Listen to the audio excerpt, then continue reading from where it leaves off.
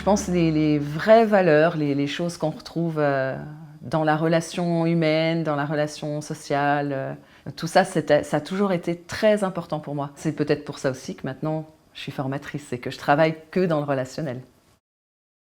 Mon papa est jurassien. Moi, ça fait une quinzaine d'années seulement que je suis arrivée dans le Jura. Tous les 3 ans à peu près, mes parents déménageaient pour le travail, pour diverses raisons. Et du coup, j'ai habité un petit peu partout en France.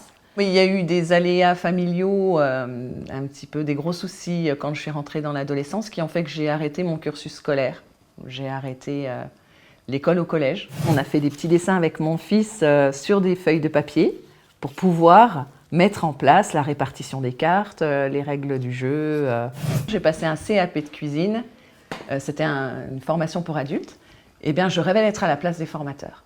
Et là, je me disais, qu'est-ce que j'aimerais enseigner? C'était vraiment une révélation et je m'étais dit, je serais formatrice en cuisine. Ben voilà, ça ne s'est pas fait dans ce thème-là, dans ce métier-là, parce que j'ai arrêté la restauration, j'ai fait une dizaine d'années en restauration et c'était beaucoup trop prenant après quand j'ai commencé à avoir une vie de famille. Donc ça s'est fait sur le domaine de la sécurité routière en fait, où j'ai passé mon diplôme, j'ai passé mon permis moto, j'ai donc passé le diplôme de monitrice auto-école et puis je me suis dit mais moi j'aimerais former les enseignants de la conduite plutôt que de former les élèves et j'aime beaucoup ça, hein. C'est vraiment la base et je voulais aller encore plus loin, travailler avec des groupes, travailler avec plus de gens et amener les gens à changer leur vie aussi, à se révéler dans un domaine, dans un métier. Donc j'ai tenté l'examen. J'ai tenté parce qu'il est très difficile. J'ai mis 2 ans pour obtenir le diplôme. Et au final, quand on a intégré la mascotte, le petit personnage, la carte a terminé avec le petit hérisson et l'accident.